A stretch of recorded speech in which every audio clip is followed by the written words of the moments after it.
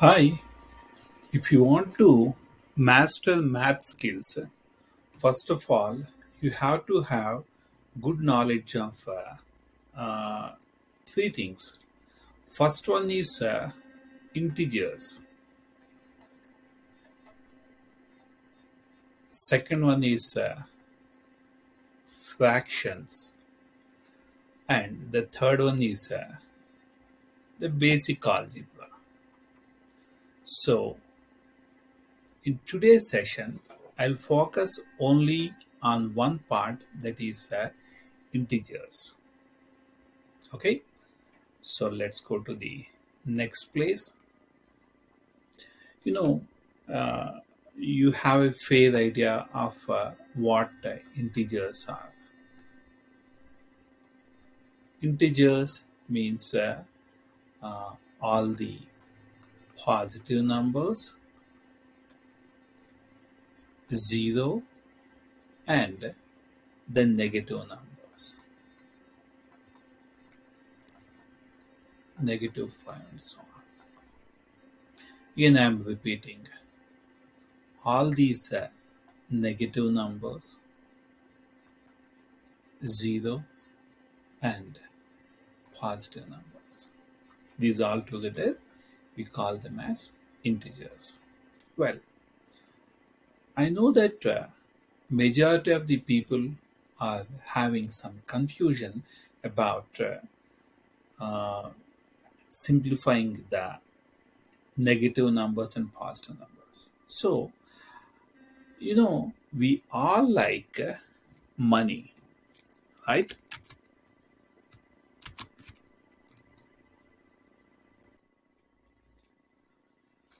We all like money. So, let's talk about in terms of money. Suppose if you have some money in your pocket, let's say that that is indicating positive sign. Suppose if you owe money to someone else, say that it is negative. Okay. So again, I'm repeating it. If you have some money or if you have some dollars, that is indicated with the positive sign. Whereas if you owe money to someone, then that is indicated with negative sign. So let's think this way, that uh, you have some $10 bill, and next you owe some $3 to a friend. So this is pretty simple calculation. Then after giving away this $3, then you are left with $7. Pretty easy one, right?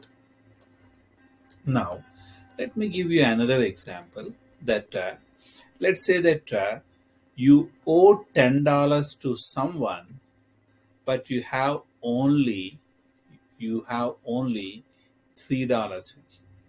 I repeat, you owe $10. So you owe means, then let me consider this as negative sign, but you have only $3 with you.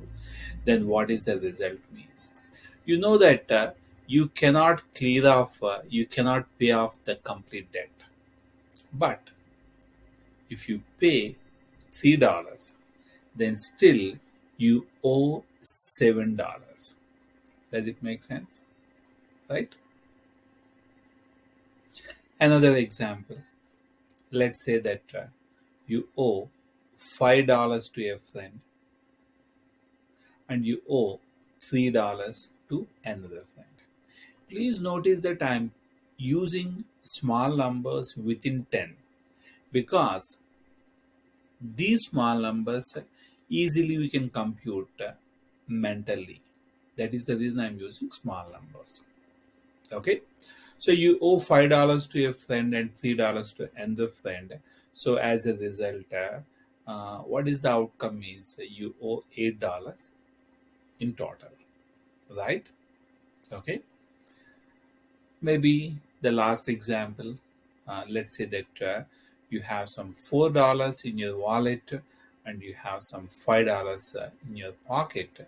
So what is the total means? You have $9 in all, right?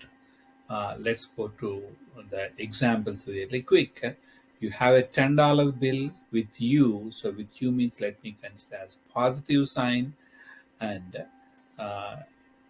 yes, you have $10 bill with you and you owe $3 to your friend. Then you are left with the $7 with you. So let me put a positive sign here. Okay. Then the second one is you owe $10, but you have only $3 with you. You have only $3 with you. Then the outcome is after paying those $3, still you owe $7. So it's -7, right? You owe $5 to a friend and $3 to another friend. Then the outcome is $8. You owe $8. So if you observe the pattern, for sure you can notice that in this case, these two are having the same signs, that is the positive sign, right? Same sign, that is positive. So, as a result, you see that we added them, and we got the same symbol, which is a positive sign, right? Even this case also, if you look at this one, please notice that 5 and 3, these both are having the negative sign, right? Therefore, I see that these two numbers are having the same sign, same sign. So, as a result, I'm adding them, again, I'm adding them irrespective of the negative sign. I'm adding them as -5 and -3 together as -8. And please notice that I'm keeping the same sign to the answer. I'm not changing. Okay. Think for a while. You owe $5 to a friend and $3 to another friend. So total you owe $8, which means negative, right? The same thing works with math too. Okay.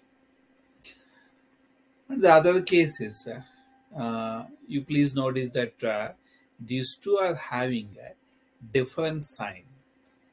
One is negative, one is positive. These are having different signs, right? So the word itself different is suggesting you to find the difference of 10 and 3. What is the difference of 10 and 3? 7. Now let's not bother about these signs for a while. Let's not bother about these signs for a while. So that is negative or positive. Don't bother about that. So here, the word itself is suggesting you to find the difference of these two. Then you got 7, and the number which appears to be the largest, which is 10. Then that sign is to be copied to the answer, right? Let's take the other question. Here you see that one is positive, one is negative sign. Again I see that different signs, right? Different signs. So the word different itself is suggesting you to find the difference of these two numbers. Then find it, and for a while computing, please ignore the signs. Please ignore the signs. I'll tell you which is larger, which is smaller, that later. So here we see that one is positive, one is negative. I see that different signs. So different, the word itself is suggesting you to find the difference of these two, that is 7, and the number which appears to be the largest, that sign goes to the answer. Okay, so we'll continue with the next video more of this kind of examples.